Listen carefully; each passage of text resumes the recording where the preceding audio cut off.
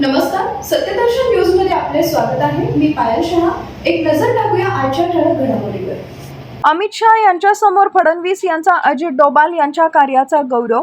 पुण्यात आज लोकमान्य टिळक पुरस्कार सोहळा उत्साहात पार पडत आहे।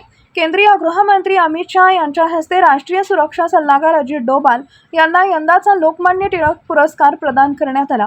या कार्यक्रमाला मुख्यमंत्री देवेंद्र फडणवीस, उपमुख्यमंत्री एकनाथ शिंदे, सुनेत्रा पवार यांच्यासह विविध क्षेत्रातील मान्यवर आणि पदाधिकारी उपस्थित होते।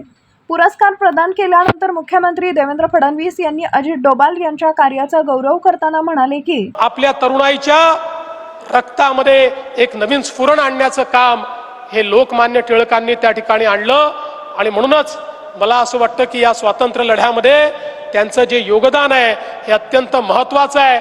आणि अशा प्रकारचं जे व्यक्तिमत्व आहे, या व्यक्तिमत्वाच्या नावाचा जर पुरस्कार असेल तर तशाच प्रकारचं राष्ट्रप्रेम, तशाच प्रकारचा राष्ट्रवाद, तशाच प्रकारचं समर्पण ही भावना असलेल्या व्यक्तीलाच ते देणं योग्य आहे। आणि ती भावना असलेली व्यक्ती म्हणजे आणि म्हणून त्यांना हा पुरस्कार दिला जातोय।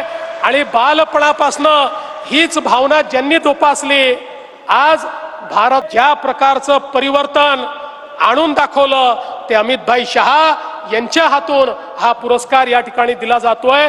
निश्चितपणे आपल्या सर्वांना याचा आनंद आहे। मी जाता जाता टिळक स्मारक ट्रस्टला तर धन्यवाद देईन, त्यांचं तर अभिनंदन करेन, सोबतच अजित डोभालजींचंही अभिनंदन करेन।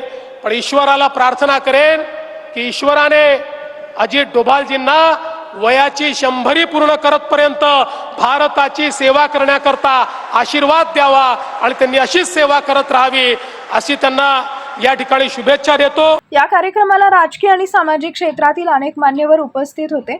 या पुरस्कारामुळे डोभाल यांच्या दीर्घकाळाच्या राष्ट्रीय सेवेला विशेष सन्मान मिळाला। या सोहळ्याला मोठी उपस्थिती लाभली।